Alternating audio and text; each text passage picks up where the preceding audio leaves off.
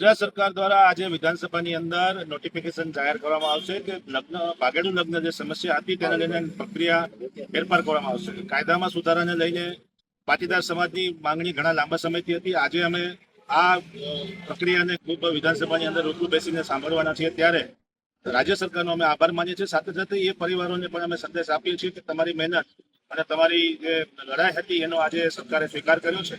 તો આ બાબતે રાજ્ય સરકાર જે કંઈ કાયદાઓ લાવશે એમાં રેગ્યુલર લગ્ન જીવનને અસર ના થાય અને ભાગેડુ લગ્નમાં થતી છેતરપિંડીઓને અટકાવવાનો પ્રયાસ થાય તેવા પ્રયાસો પણ કરવામાં આવશે. 1 મહિના સુધી વાંધા રજૂઆતો કરવાની જે વિધાનસભાના પ્લેટફોર્મ ઉપર જે પ્રક્રિયામાં સમય આપવામાં આવશે એમાં કોઈના સૂચનો હોય તો પણ અમે સરકાર સુધી પહોંચાડવાનો પ્રયાસ કરીશું. ખાસ કરીને પાટીદાર સમાજની અને દરેક સમાજની સાથે રાખીને જે લડાઈ હતી એનો આજે વિજય થઈ રહ્યો હોય એવું અમને લાગી રહ્યું છે. આપના પોતાના પ્લેટફોર્મ લલકારને લાઈક કરો, ફોલો કરો, સબસ્ક્રાઇબ કરો અને શેર કરો.